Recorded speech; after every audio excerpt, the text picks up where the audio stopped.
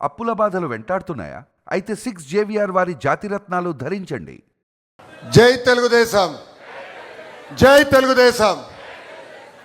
నన్ను పరిచయం చేయమంటే మొత్తం స్పీచ్ ఇచ్చేసాడు రామ్మోహన్ రెడ్డి గారు. గౌరవ తెలుగుదేశం పార్టీ జాతీయ అధ్యక్షులు చంద్రబాబు నాయుడు గారికి, గౌరవ పాలిట్ బ్యూరో సభ్యులకి, గౌరవ శాసన సభ్యులకి, సీనియర్లకి, జూనియర్లకి, రాష్ట్ర ప్రజలకి, ముఖ్యంగా నాకు ప్రాణ సమానమైన తెలుగుదేశం పార్టీ కార్యకర్తలకి నా హృదయపూర్వక నమస్కారాలు. ఆఫ్లైన్ అయినా ఆన్లైన్ అయినా హైబ్రిడ్ అయినా మహానాడు ఎప్పుడూ ఒక మాస్ జాతర లాంటిది. పసుపు పండుగనే మన మహానాడు. ప్రతి కార్యకర్త కాళ్ళు ఎగరేసుకుని నాది తెలుగు జాతి, నాది తెలుగుదేశం అని చెప్పుకునే వేదిక మన మహానాడు. నేషన్ ఫస్ట్ అనేది తెలుగుదేశం పార్టీ విధానం. మన దేశం మన బాధ్యత. అందుకే గౌరవ ప్రధానమంత్రి శ్రీ నరేంద్ర మోడీ గారు ఒక పిలిపిస్తే నెల్లూరులో భారీగా మహానాడు ఏర్పాటు చేసుకోవాలన్న ప్లాన్లు మనం క్యాన్సిల్ చేసుకుని ఈరోజు హైబ్రిడ్ విధానం మనం ఏర్పాటు చేసుకుంటాం జరిగింది. హైబ్రిడ్ అనగానే టీమ్ 11 ఎగతాళి చేశారు. ఆ టీమ్ 11కి ఒకటే చెప్తున్నా, ముందు ముందు బ్యాటింగ్ చేసే బాధ్యత మా పసుపు సైన్యానిది. విశ్వవిఖ్యాత నడసార్వభౌమ స్వర్గశ్రీ నందమూరి తారక రామారావు గారు దేశానికే ఒక లెజెండ్. తెలుగువారి ఆత్మగౌరవం ఎన్టీఆర్, తెలుగువారి పౌరుషం మన ఎన్టీఆర్. సినిమాలో కానీ రాజకీయాల్లో కానీ ఆయన ఏనాడు ట్రెండ్ ఫాలో చేయలేదు. ఒక ట్రెండ్ సెటర్ మన ఎన్టీఆర్. ఆయన రికార్డు బద్దలు కొట్టడం ఎవడి వల్ల సాధ్యం కాదు. దేశానికే సంక్షేమం పరిచయం చేసిన వ్యక్తి మన ఎన్టీఆర్. సమాజమే దేవాలయం, ప్రజలే మన దేవుళ్ళు అని చెప్పి మనకు ఒక దిశ నిర్దేశం ఇచ్చిన వ్యక్తి మన ఎన్టీఆర్. 2 రూపాయలకే కిలో బియ్యం, పెన్షన్ విధానం, 50 రూపాయలకే హార్స్ పవర్ విద్యుత్, జంత వస్త్రాలు, పక్కా ఇల్లు, ఏకంగా గురుకుల పాఠశాలలు, మధ్యాహ్న భోజనం పథకం, పటేల్ పట్వారీ వ్యవస్థ రద్దు, ఇలా అనేక సంక్షేమ అభివృద్ధి కార్యక్రమాలు చేసిన వ్యక్తి మన అన్న ఎన్టీఆర్. స్త్రీ శక్తిని ముందుగా గుర్తించిన వ్యక్తి మన ఎన్టీఆర్. మహిళలకి ఆస్తుల సమాన హక్కు కల్పించారు. మహిళలకు పెద్ద ఎత్తున చదువుకోవాలని భారతదేశంలోనే తొలి మహిళా విశ్వవిద్యాలయం కూడా ఏర్పాటు చేసిన వ్యక్తి మన ఎన్టీఆర్. ఇంకా మహిళలు కూడా రాజకీయాలకు ప్రోత్సహించి రిజర్వేషన్ కూడా ఇచ్చిన వ్యక్తి మన ఎన్టీఆర్. ప్రపంచంలో ఎక్కడికి వెళ్ళినా 3 అక్షరాల పేరు చెప్తే తెలుగు జాతి ఆనందపడుతుంది, తెలుగు జాతికి గుర్తింపు వచ్చింది. ఆ 3 అక్షరాలు ఏంటి? సిబిఎన్. ఆ 3 అక్షరాలు ఏంటి? గట్టిగా చెప్పాలి, సిబిఎన్. ఎందుకు చెప్తున్నానంటే చాలామంది కుర్రోలు ఇక్కడ కూర్చున్నాం, వేదికమైన అనేక మంది యంగ్స్టర్స్ ఉన్నారు. పొద్దున్న లేచి దగ్గర నుంచి ఆయనతో పోటీ పడాలని ఒక తాపత్రయం మనలో ఉంది. కానీ ఒక విషయం మర్చిపోతున్నాం, 25 సంవత్సరాల కుర్రోలు 3 ఉన్నారు ఆయన లోపల. ఇప్పటికీ ఆ స్పీడు మేము అందుకోలేకపోతున్నాం. ఇప్పటికీ ఆయన స్పీడు జెట్ స్పీడ్. గతంలో కియా తీసుకొస్తే ఇప్పుడు ఫైటర్ జెట్స్ తీసుకొచ్చిన వ్యక్తి. అప్పుడు ఐటీ అంటే ఇప్పుడు ఏఐ, అప్పుడు హైటెక్ సిటీ అంటే ఇప్పుడు క్వాంటమ్ వ్యాలీ, అప్పుడు సైబరాబాద్ అంటే ఇప్పుడు అమరావతి రూపశిల్పి మన నాయకుడు సిబిఎన్. భవిష్యత్తును ఎప్పుడు ముందుగా చూసే విజనరీ మన నాయకుడు సిబిఎన్. స్త్రీ శక్తిని మహాశక్తిగా గుర్తించిన వ్యక్తి మన సిబిఎన్. మహిళలకు విద్యా ఉపాధి అవకాశంలో 33% రిజర్వేషన్ అందించిన వ్యక్తి మన సిబిఎన్. డ్వాక్రా సంఘాల ద్వారా మహిళలకి ఆర్థిక స్వాతంత్రం కూడా కల్పించిన వ్యక్తి మన సిబిఎన్. తన తల్లి పడిన కష్టాలు గుర్తించి మహిళలు కష్టాలు పడకూడదని దీపం పథకం ద్వారా ఉచితంగా గ్యాస్ కనెక్షన్ కూడా అందించిన వ్యక్తి మన సిబిఎన్. మహిళల్ని బస్ కండక్టర్లుగా బస్సు డ్రైవర్లుగా కూడా నియమించిన వ్యక్తి మన సిబిఎన్. దేశంలోనే తొలి స్పీకర్గా ప్రతిమా భారతి గారిని కూడా నియమించిన గొప్ప వ్యక్తి మన సిబిఎన్. ఎవడైనా మహిళల జోలికి వస్తే తోలు తీస్తానని చెప్పిన వ్యక్తి కూడా మన సిబిఎన్.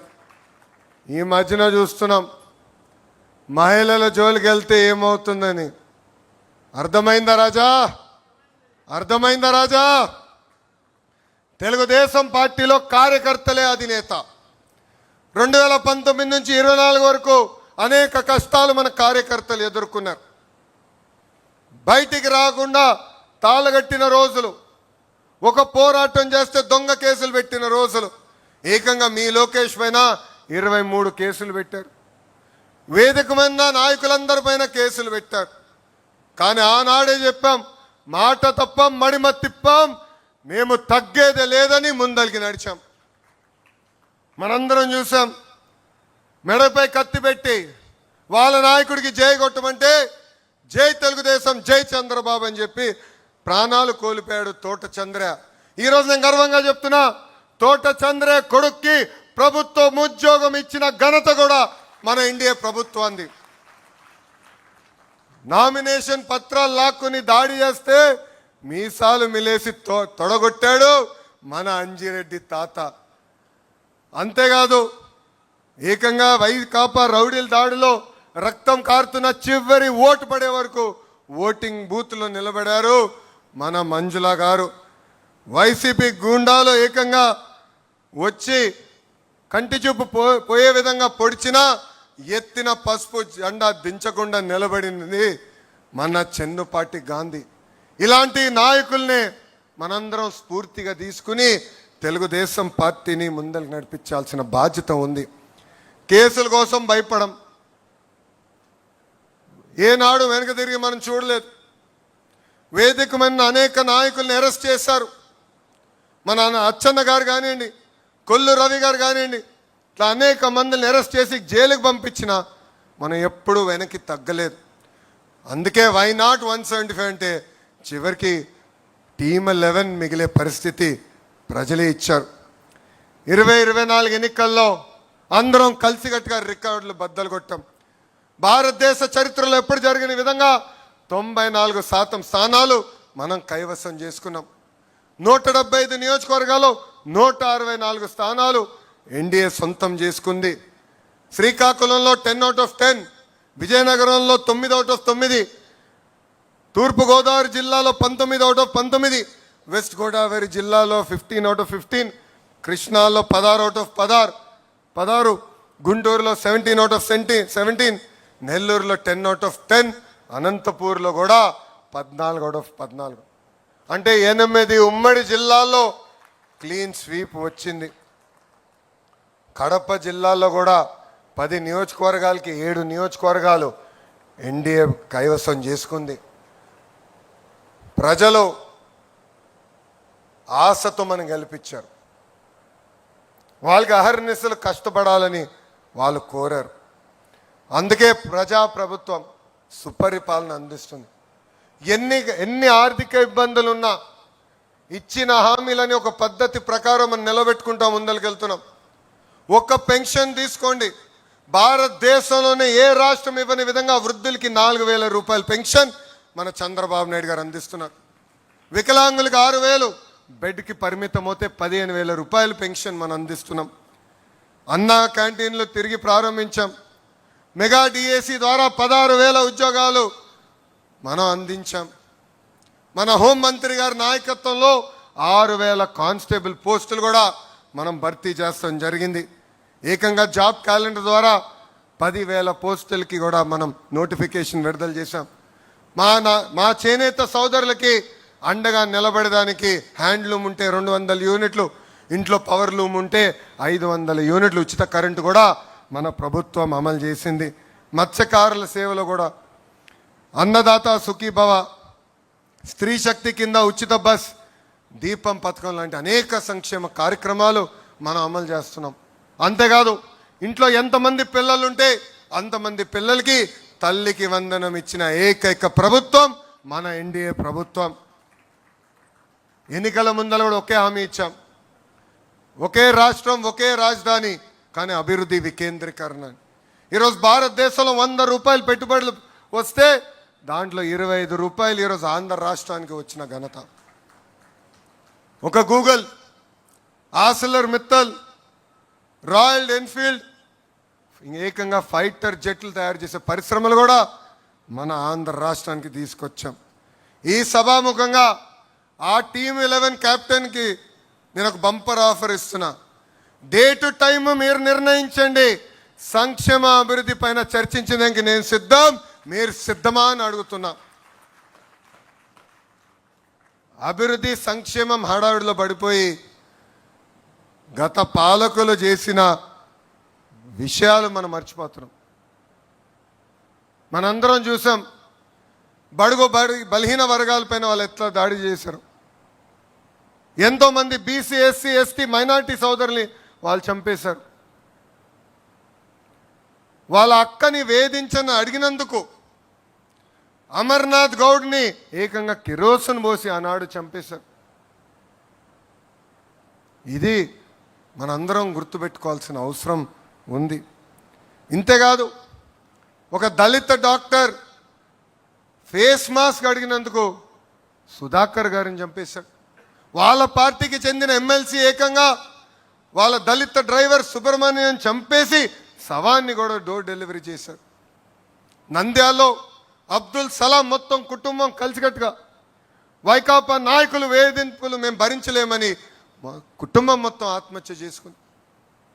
వైకాపా నాయకుడు కూతురు కన్నా వాళ్ళ కూతురికి ఎక్కువ మార్కులు వస్తుందని మిస్బా తల్లిదండ్రుల్ని వేధించారు. అది తట్టుకోలేక బుక్లో రాసి మరీ ఆ రోజు ఆత్మహత్య చేసుకుంది మిస్బా. ఇవన్నీ మనం గుర్తుపెట్టుకోవాలి.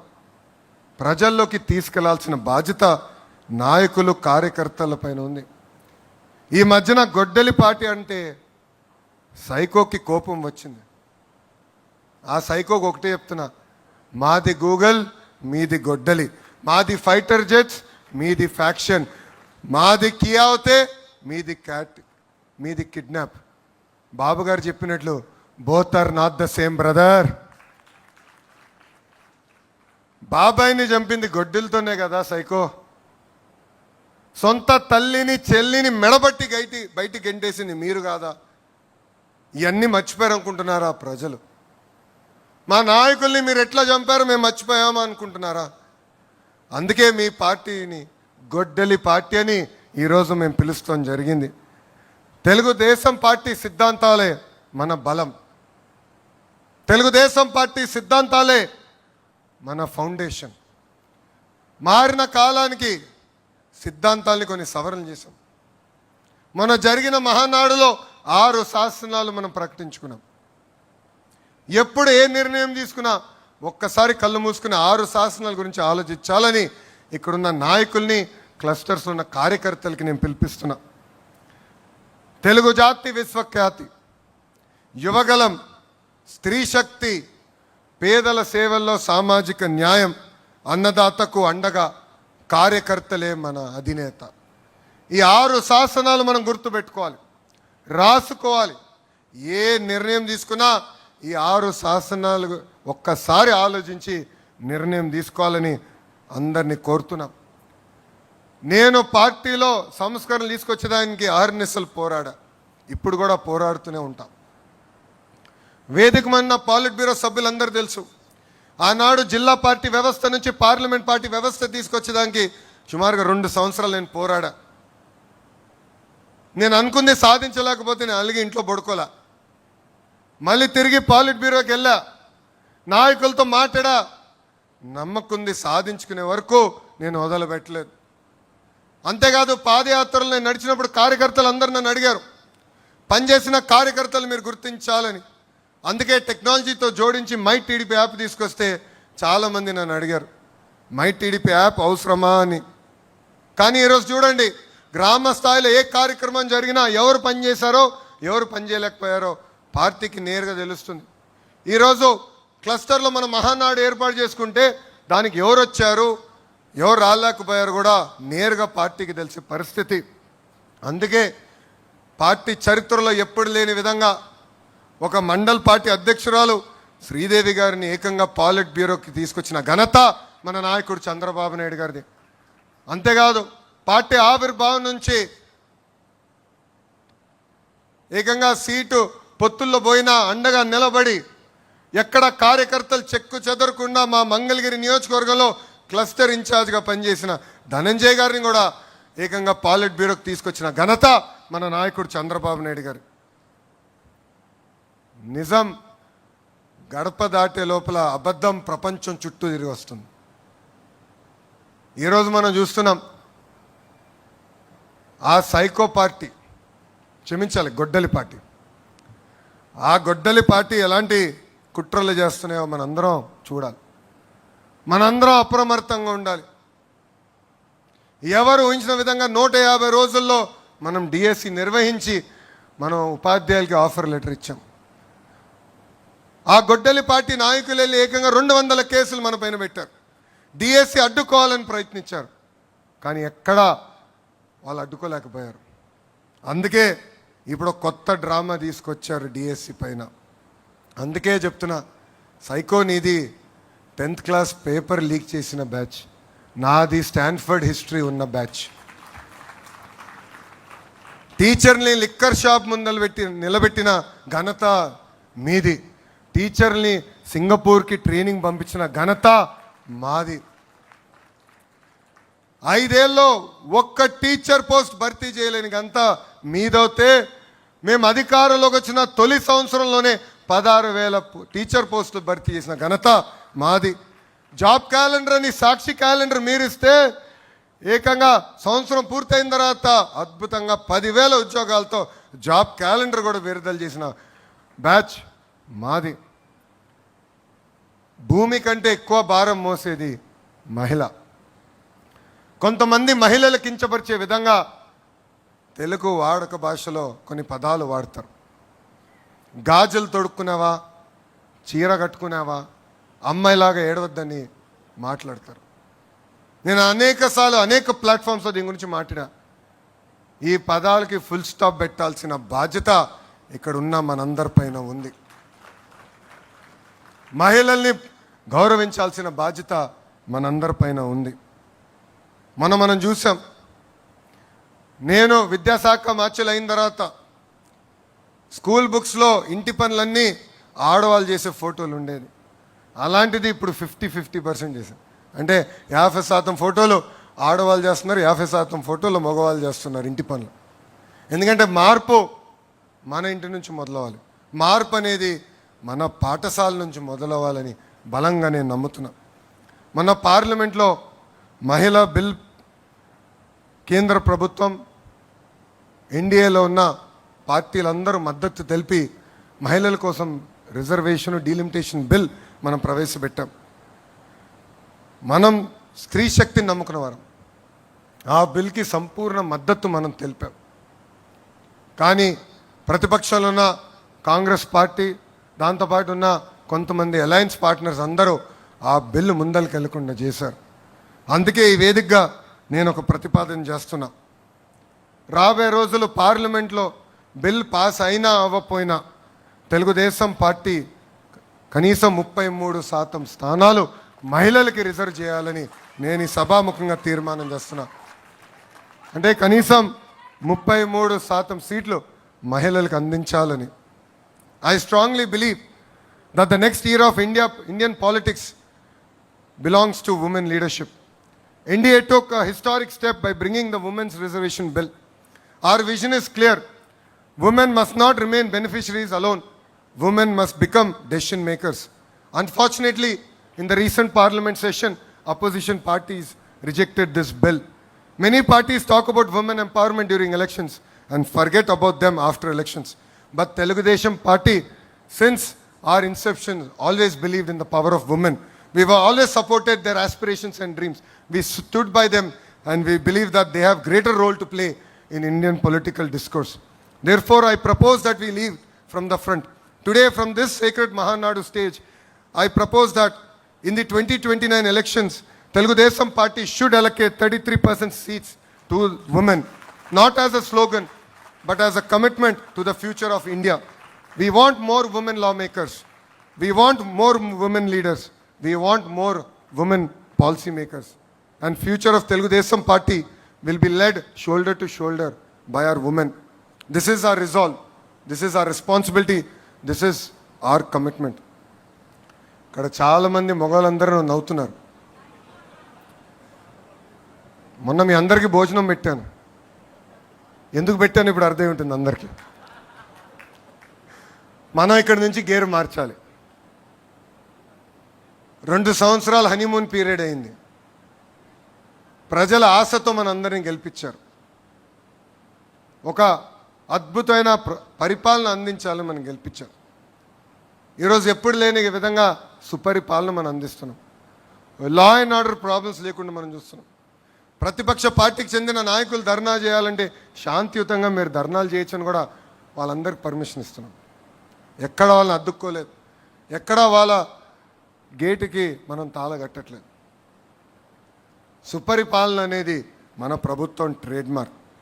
మనం ప్రతి ఎన్నికల్లో సైన్యంగా పనిచేయాలి. చిన్న ఎన్నికలైనా పెద్ద ఎన్నికలైనా మనం ఒకటే గుర్తుపెట్టుకోవాలి, ఇది మా తెలుగుదేశం, నా తెలుగుదేశం, నా బాధ్యత అని ప్రతి కార్యకర్త ఒక నినాదంతో వెళ్ళాలి. మనం ఒక పెద్ద కుటుంబం, చిన్న చిన్న సమస్యలు ఉండొచ్చు, 4 గోడల మధ్యన కూర్చుని మన సమస్యలు మనం పరిష్కరించుకోవాలి.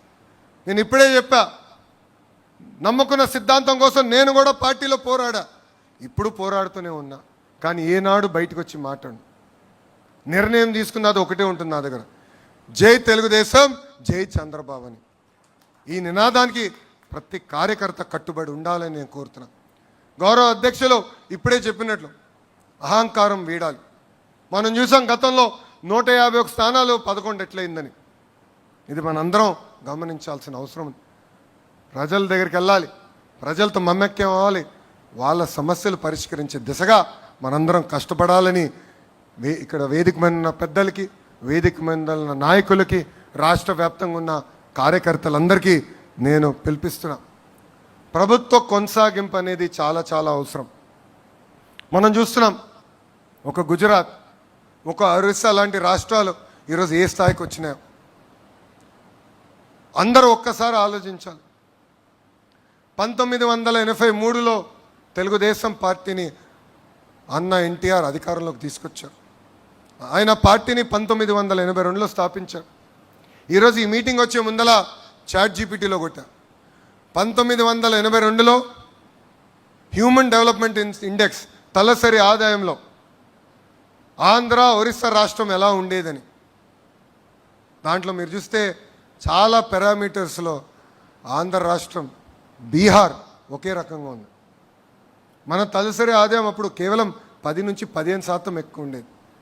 అలాంటిది తెలుగుదేశం పార్టీ అధికారంలోకి వచ్చింది కనుకనే, ప్రజలు ఆశీర్వదించి దీవించి మనకు అవకాశం ఇచ్చారు కనుకనే ఈరోజు ఆంధ్ర రాష్ట్రానికి ఈ స్థాయి వచ్చింది. ఇంకా బీహార్ వెనుకబడే పరిస్థితికి వచ్చింది.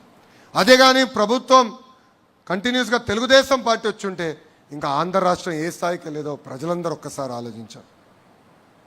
సో ప్రభుత్వ కొనసాగింపు అనేది చాలా చాలా అవసరం. కార్యకర్త దగ్గర నుంచి వేదిక ఉన్న పాలిట్ బ్యూరో సభ్యుల వరకు అందరం కష్టపడాలి. ఈరోజు ఆంధ్ర రాష్ట్రంలో డబుల్ ఇంజిన్ బుల్లెట్ ట్రైన్ సర్కారు పనిచేస్తుంది. ఇతర రాష్ట్రాల్లో నమో అంటే నరేంద్ర మోడీ గారు, కానీ ఆంధ్ర రాష్ట్రంలో నమో అంటే నాయుడు గారు, మోడీ గారు జోడి. మనందరం చూసే ఎన్నికల ముందల మన అధ్యక్షులు చంద్రబాబు నాయుడు గారిని జైల్లో పెడితే నాకు ఒక అన్నగా నిలబడిన వ్యక్తి మన పవన్ అన్న. నాకు ఇప్పుడు కూడా బాగా గుర్తు, ఆనాడు జడ్జిమెంట్ వచ్చి చంద్రబాబు నాయుడు గారిని ఏకంగా రాజమండ్రి జైలుకి పంపిస్తుంటే నాకు ఫోన్ చేసిన మొదటి వ్యక్తి పవన్ అన్న. ఆనాడు నాకు ఫోన్ చేసి ఒకటే చెప్పాడు, అన్నగా నీకు అండగా నిలబడతా, నిన్ను ప్రోత్సహిస్తా, నీకు ఏ సమస్య ఉన్నా నాకు ఫోన్ చేయి తమ్ముడు అని చెప్పారు. అందుకే మొన్న జరిగిన ఎన్నికల్లో 3 పార్టీలు కలిసికట్టుగా పోటీ చేసిన. కోటి సభ్యులు నా కుటుంబం ఇప్పుడు ఇంకొంచెం పెద్దగా అయింది. ఇప్పుడు 3 పార్టీలు కార్యకర్తలు మన సొంతమయ్యారు. కలిసికట్టుగా పనిచేయాలి. చిన్న చిన్న సమస్యలు ఏమున్నా మనం మన సమస్యలు పరిష్కరించుకోవాలని కార్యకర్తలందరికీ నేను పిలిపిస్తూ, ఈరోజు డబుల్ ఇంజన్ బుల్లెట్ ట్రైన్ సర్కార్ ఉంది కనుకనే విశాఖ ఉక్కుని కాపాడుకున్నాం. విశాఖ రైల్వే జోన్ ఏర్పాటు చేసుకున్నాం. త్వరలో కర్నూలుకి హైకోర్టు బెంచ్ తీసుకొస్తున్నాం. ఫైటర్ జెట్ తయారు చేసిన పరిశ్రమలు మనం తీసుకొస్తున్నాం. ఏకంగా అమరావతి పోలవరానికి రావాల్సిన నిధులు కూడా మనం తీసుకొస్తాం జరిగింది. ఇంతేకాకుండా నేను వర్కింగ్ ప్రెసిడెంట్ కరెక్ట్గా అయ్యి కరెక్ట్గా నెల దాటింది.